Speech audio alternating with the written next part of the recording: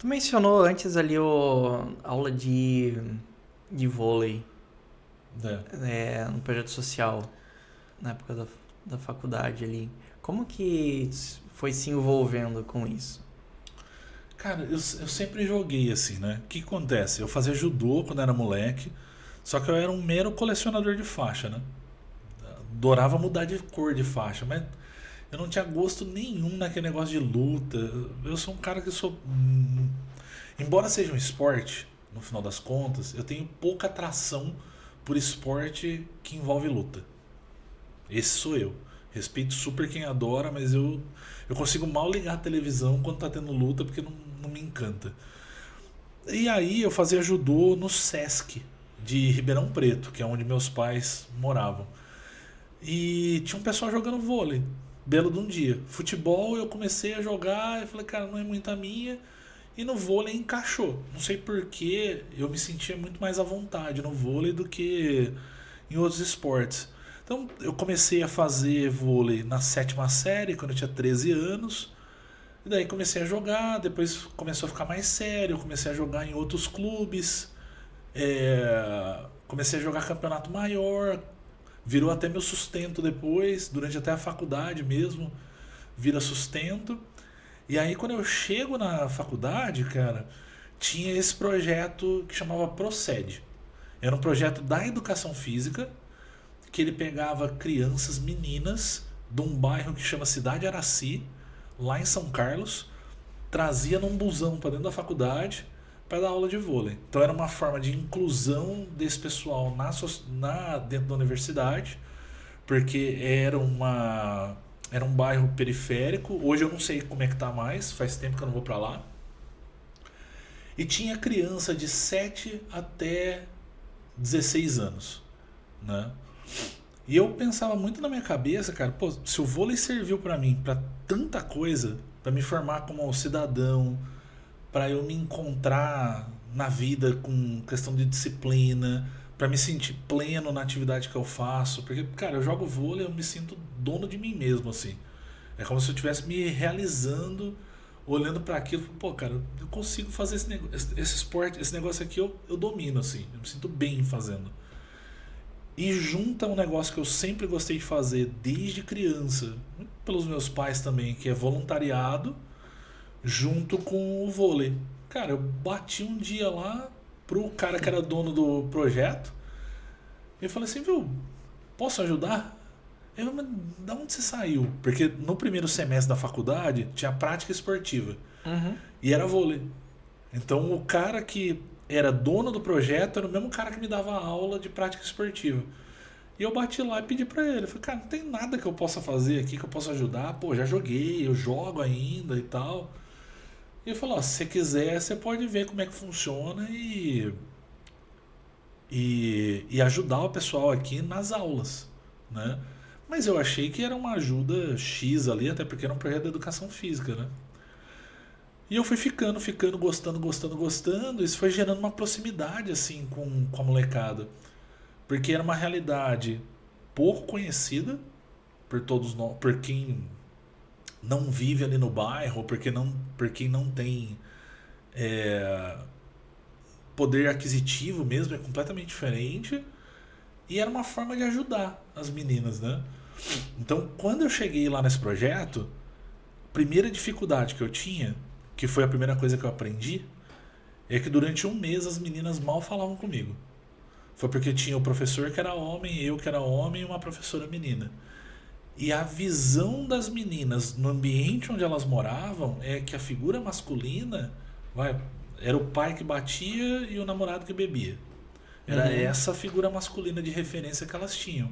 Então, toda vez que encostava uma figura masculina perto, o primeiro impulso era falar assim: Se opa, afastar. esse daqui eu já conheço, não quero isso daqui pra minha vida, não, cara. E foi muito difícil se aproximar. E como a gente tinha um aspecto também de não, assim, de orientar, mas não executar os exercícios, porque por causa da idade delas, das crianças, a gente tinha muito uma pegada que elas precisavam encontrar a forma de resolver os problemas do esporte. Então eu vou Hum. dar uma manchete, eu vou dar um toque, eu tenho, existe a técnica, mas eu tenho um trejeito para fazer aquilo. Se eu entro na quadra, faço e falo para a aluna faz assim, eu estou pedindo para ela copiar o meu movimento e não para resolver o problema de executar a ação. Uhum. É muito diferente. Então as Não, meninas... não é o mesmo que aprender, né? Não. A fazer de fato. Não é. Então as meninas, elas não tinham referência de quem eu era. Elas sabiam que era um homem chegando. Eu falei, cara, o que esse cara tá fazendo aqui? Até o dia que o professor falou, ó, tá faltando um, entra lá pra jogar com elas, cara. Eu falei, tá, mas leve, né? Não, pode entrar pra valer. Porque a diferença da rede masculina pra feminina é 20 centímetros de altura. Uhum. A rede masculina tem 2,43 de altura, a rede feminina 2,24. Lembrando que eram meninas de 12, 13 anos, né? Então eu entrei a primeira vez pra jogar com elas e eu lembro que eu ataquei uma bola, cara, entre a rede e a menina, a bola quica assim, passa por cima dela. Eu lembro da cara dela até hoje, falei assim: "Nossa, tio, não sabia". Cara, e desse dia pra frente, acho que elas pegaram um pouco que eu tava lá mais pra ajudar do que pra encher o saco, e o relacionamento mudou completamente. Completamente da água pro vinho. Então foi um relacionamento super legal de construção, de ajuda pra elas, mas foi muito mais pra mim assim no final das contas, porque era uma realidade que eu não conhecia, era uma realidade que você só via na TV, né? Então tem várias coisinhas assim de, então vamos lá. Primeiro, passe de ônibus contado, dado pelo projeto. Uhum. Usou o passe de ônibus para outra coisa, você não vai pro projeto, né? As meninas, cara, 90% iam de chinelo pra jogar dentro de uma quadra dura e elas tiravam o chinelo pra jogar, então jogavam descalço. Demorou um tempo pra eu entender que não tinha o tênis e o calçado, se arrebentasse, era só aquele. No final do dia, não tinha outro. Cuidar daquele. Tinha que cuidar daquele ali.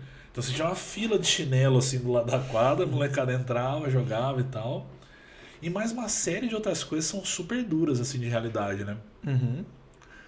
Teve uma menina, por exemplo, que eu tava dando aula, cara, e ela tomou uma bolada no dedo, eu puxei o dedo dela assim pra colocar o gelo, a menina desmaiou. Eu falei, rapaz, eu matei ela, né?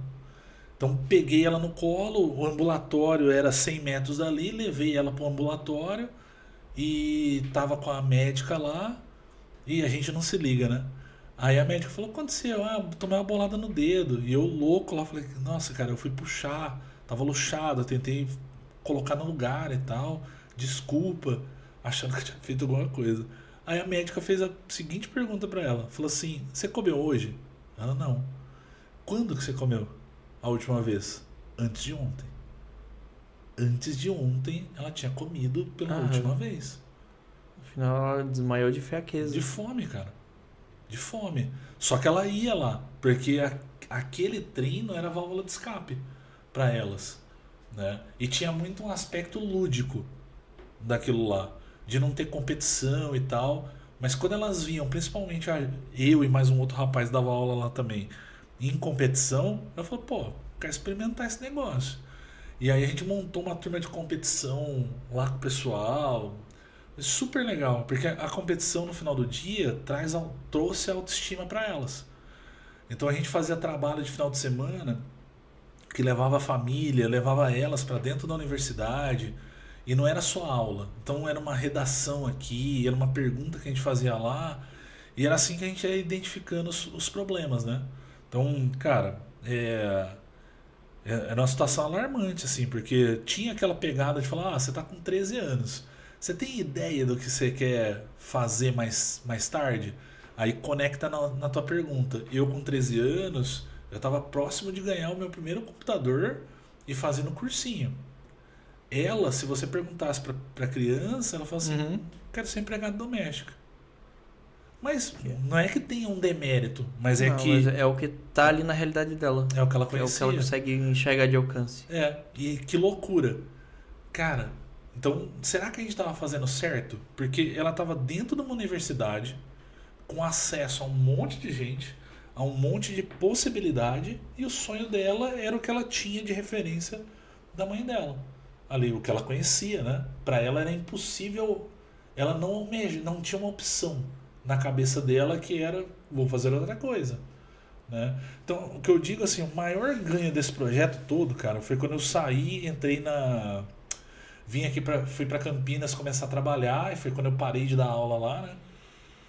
E eu recebi cartinha de um monte de menina, gente que conseguiu lugar pra jogar, né? Clube mesmo pra sustentar, e menina que decidiu fazer faculdade. Falei, cara, fizemos um trabalho bem feito. Assim, ela decidiu estudar, ela conseguiu Uhum. ir pra faculdade, porque era muito triste, cara. Então, muita menina que engravidava de malandro aí no final das contas. Tinha uma menina que era talentosíssima, assim, era uma das que a gente apostava que ela ia ir longe. Ela participou, segundo ela na época, estava sendo perseguida, teve uma briga dentro da escola. E olha só que loucura, né? Uhum. Como tá longe da nossa realidade aqui. Ela tomou uma facada no punho e cortou o tendão que movimenta o dedão e o Nossa. indicador. Então, basicamente, na posição dela de levantadora, que é onde a gente firma a bola para fazer o levantamento, ela perdeu o movimento. Adeus, carreira. Tudo que a gente tinha sonhado junto com ela, para falar, cara, vamos fazer um teste, eu te levo para tal lugar. Morreu ali. Uma facada dentro de uma escola, à noite, perseguida por uma outra menina. Uhum. Então, falo assim que esse projeto eu guardo para sempre, porque ele me ensinou um montão de coisa que eu não tinha conhecimento, ter contato com fome, ter contato com necessidade, ter contato com pessoas diferentes, uma outra realidade, visitar lá em loco a galera, entender Uhum. aonde elas estavam. Porra, eu falo pra você que o projeto deu muito mais pra mim do que eu consegui devolver pra elas. Uhum. Pra mim, no final do dia, era um prazerzaço. Eu falo que é não remunerado, é que se dane, assim. E na época, vamos lá, né? Tinha zero. Assim, meu pai tava numa dificuldade financeira na época, a gente dava um jeito ali na faculdade, então qualquer dinheiro ali fazia diferença. Mas, Uhum. cara, fazia de grátis. O... Mencionasse que depois vocês receberam cartas de algumas que conseguiram mudar de vida, sonhar mais longe, né? Você disse que aquela experiência ali no vôlei e tal, o que que foi a sementinha para elas sonharem mais longe? Cara, eu acho que no final das contas, eu acho que elas conseguiram entender que aquele projeto ali, ele era a porta de entrada para uma série de outras coisas. Então elas começaram a ter contato, acho eu, né? Com o pessoal da universidade, entender que era acessível para elas caso elas conseguissem estudar, se preparar a fazer uma faculdade, dividir um pouco do tempo do trabalho com o estudo. Eu acho que foi coisa muito básica, assim. Foi abrir uma janela de oportunidades que elas não tinham, Uhum. né? Mas foi muito mais falar para ela de que, cara, por que não? Né? Do que qualquer outro trabalho super mágico assim Uhum. e tal. Acho que foi muito na base da conversa e da confiança no final do dia. Que a gente tinha, elas frequentavam a universidade, a gente tinha acesso a essas cartas. A gente sentava com elas e falou, cara, mas assim, se você pudesse escolher qualquer coisa, o que você escolheria? Ah, eu gosto de computação. Eu falei, o que te impede de você prestar a faculdade depois? Ah, mas eu tenho que trabalhar. Eu falei, eu sei que você tem que trabalhar. Muitas delas eram arrimo de família, né? Eu sei que você tem que Uhum. trabalhar. Mas será que não tem uma possibilidade de dividir? Talvez trabalhar de manhã e estudar à noite? Ah, mas será que o dinheiro dá?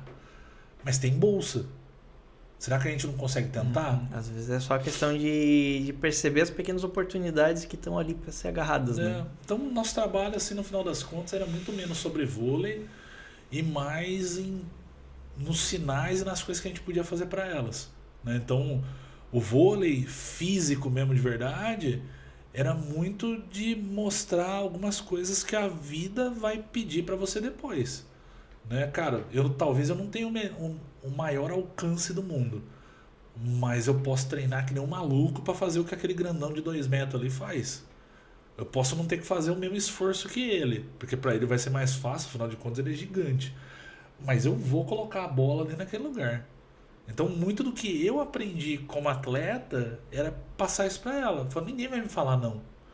Quem vai me falar não sou eu, cara. Até eu chegar ao ponto que fala assim, realmente, você tá perdendo seu tempo, isso daqui não é pra você. Não Uhum. adianta, eu não vou ser piloto de avião. Eu não tenho capacidade, não quero, não tenho currículo, não tenho nada. Então, isso daqui, beleza. Agora, eu desisti porque tá mais difícil, porque complicou. Muito do que a gente fazia era dar esses aspectos assim pra elas, Uhum. através do vôlei, né? Falou, cara, tem certeza que você passar mais meia horinha aqui treinando, você consegue colocar a bola ali. Certeza. Ah, mas eu não consigo. Vamos tentar? Vamos trazer exercício? Vamos fazer diferente? Então era mais trazer oportunidades para ela, para que elas pudessem usar aquilo para a vida pessoal depois. Porque a realidade de atleta é muito dura. Você tinha 70, 80 meninas no projeto, cara, se saísse uma atleta, tava ótimo. Então era menos sobre Ela atleta. acaba sendo exemplo e inspiração, né? É, Para as outras.